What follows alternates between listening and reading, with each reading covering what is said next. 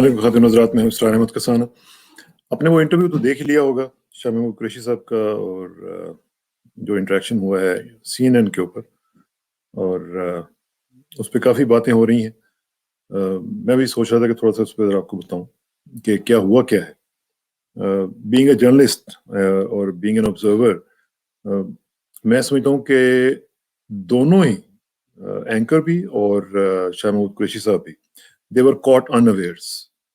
نہ وہ ایکسپیکٹ کر رہے تھے کہ ان سے ایک دم اس طرح کا سوال کوئی کرے گی، اور نہ ہی اینکر ہی ایکسپیکٹ کر رہی تھی، کیونکہ ان کا تو ایک ظاہر ہے مائنڈ سیٹ ہوتا ہے نا، وہ تو انہوں نے اس طرح کی چیز کوئی نہ کوئی کرنی ہوتی، اور اینکر بھی ایکسپیکٹ نہیں کر رہی تھی کہ کوئی اس طرح کا ریمارک آئے گا کہ جہاں پہ یہ پتہ چلے کہ جی کہ یہودیوں کو اوپر اٹیک ہو۔ تو اب شاہ محمود قریشی صاحب نے یہ کہا کہ جو یہودی میڈیا ہے، control by obviously American media, جو یہودی میڈیا جو ہے، جو بھی آپ اس کو کہہ لیں، کنٹرول تو جوش ہی کرتی ہے، لابی ان کو، اور جوش لوگ جو ہیں وہ کرتے ہیں۔ لیکن آبویسلی جیسے ہی انہوں نے یہ کہا تو اس نے ان کو پکڑ لیا، اور وہ بلش ہو گئی، یعنی وہ ایسے تھا جیسے کہ انہوں نے ان کی جو دکھتی راگ ہے اس کے اوپر ہاتھ رکھ دیا، بلکہ دم کے اوپر پاؤں رکھ دیا۔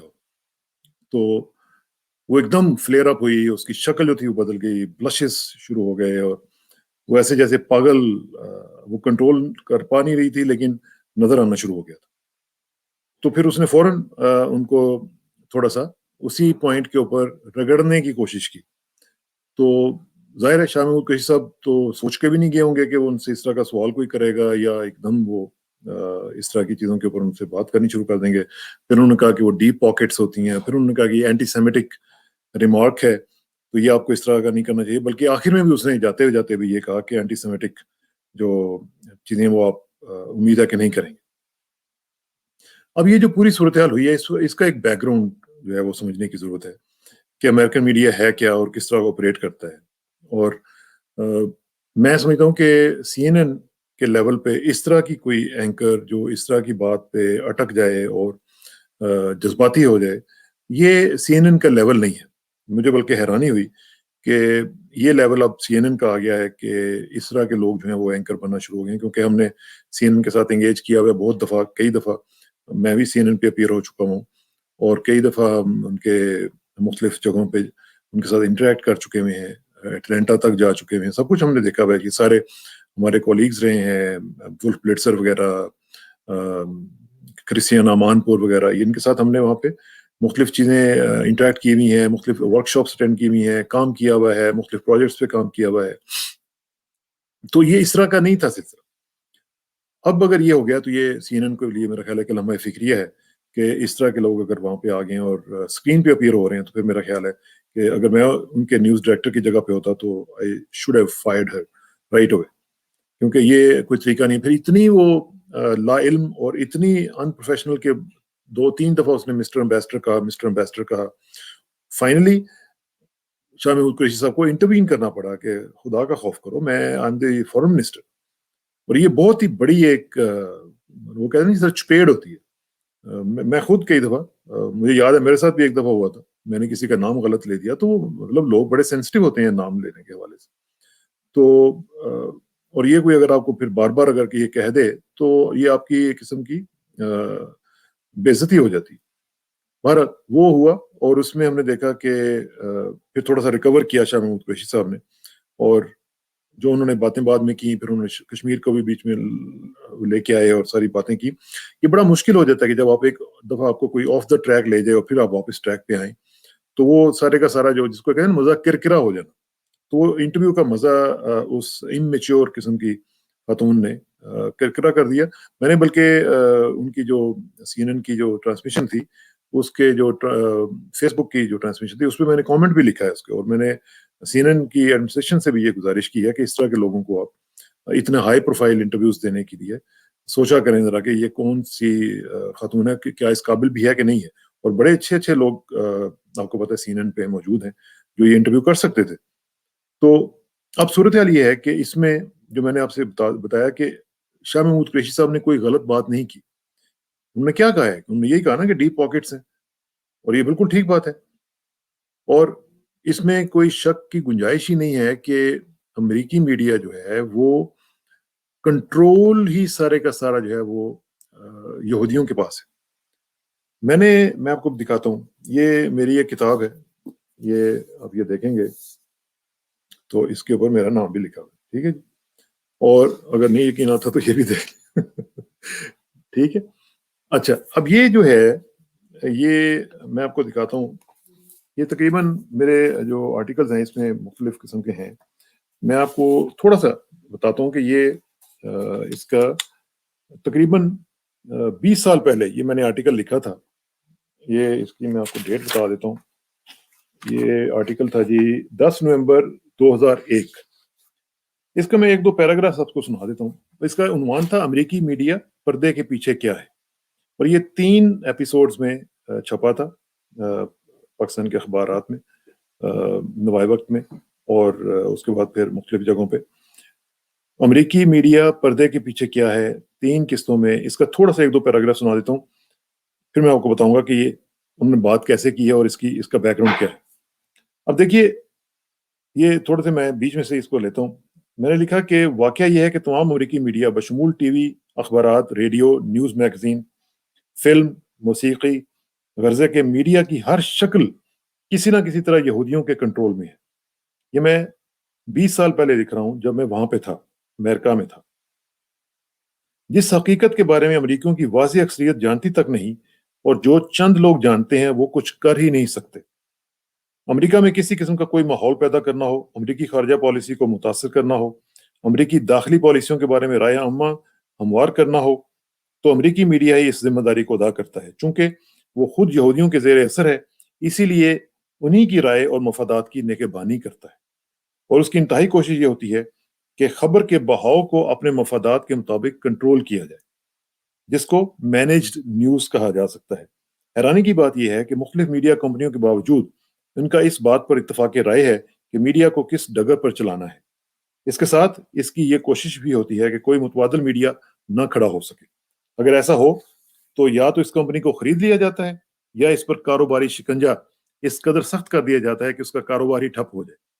بین الاقوامی سطح پر آج کل الجزیرہ ٹی وی مغربی میڈیا کے مقابلے میں ایک متبادل کے طور پر ابھرا ہے, اور الحمدللہ آج بھی ہے, جس کا امریکی میڈیا اور اس کے توسط سے امریکی کار پردازان کو سخت قلق ہے, اور مبصرین کا خیال ہے کہ اس کے خلاف کسی بھی وقت ایک سخت گیر موقف پیش کیا جائے گا. اور اس کا آپ کو پتہ ہے کتنی بڑا, ابھی ریسنٹلی انہوں نے ان کی بلڈنگ اڑا دی ہے وہاں پہ, اور اسے کسی نہ کسی طرح دہشت گردی کے زمرے میں لا کر سبق سکھایا جائے گا, اور وہ کرتے رہتے ہیں کوشش.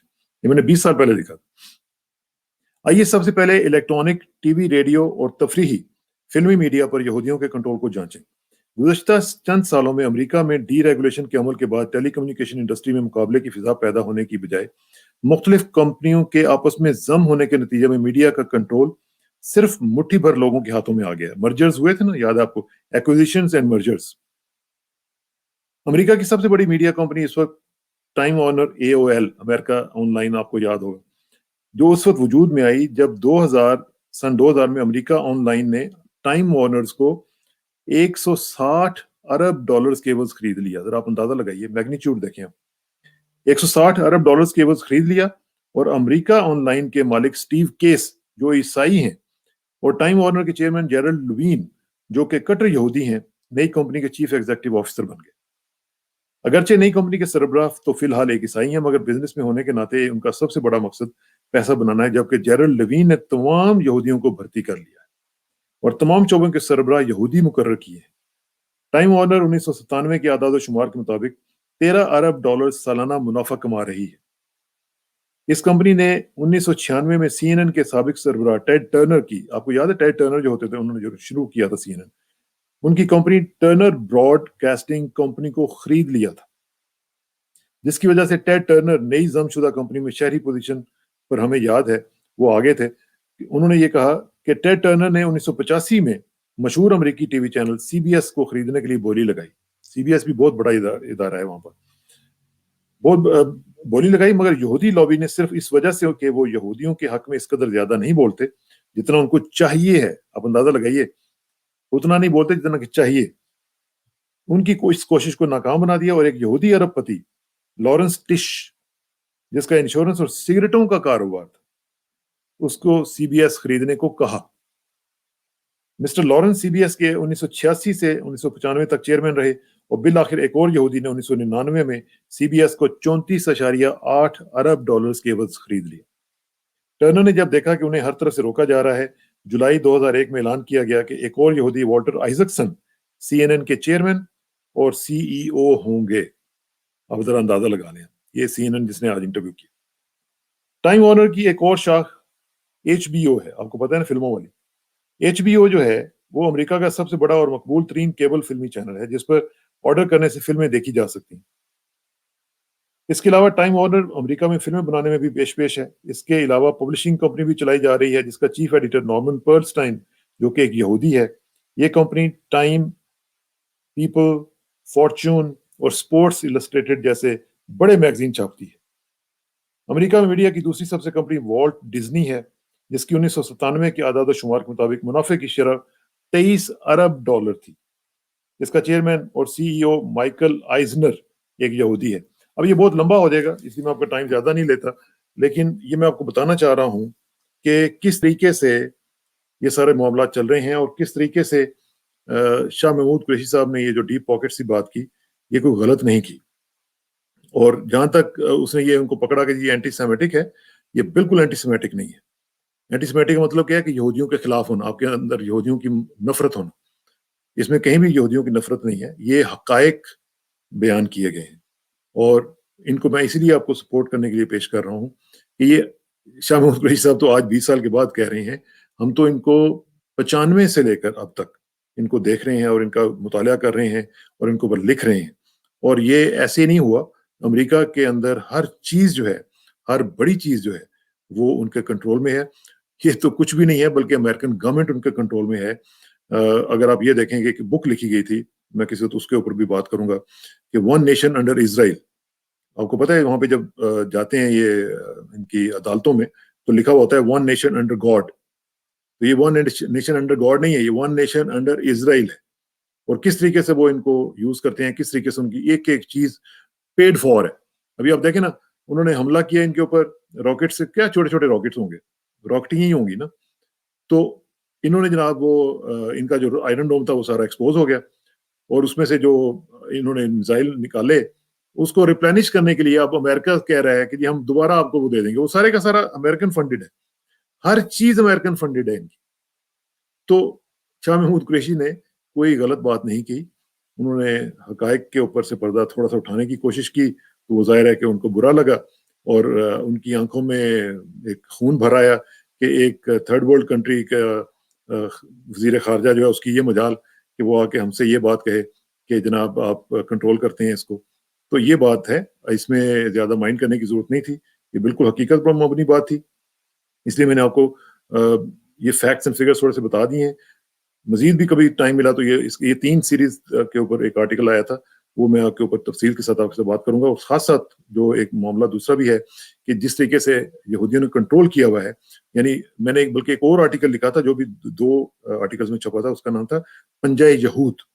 کس طریقے سے یہودیوں نے پنجے میں اپنے جکڑا ہوا ہے امریکن اکانومی کو، امریکی سیاست کو، اور ہر سسٹم کو۔ تو اس پر کسی دن پھر مزید بات کریں گے، اس تک اجازت دیجیے، انشاءاللہ جلدی ملاقات ہوگی۔ اللہ حافظ۔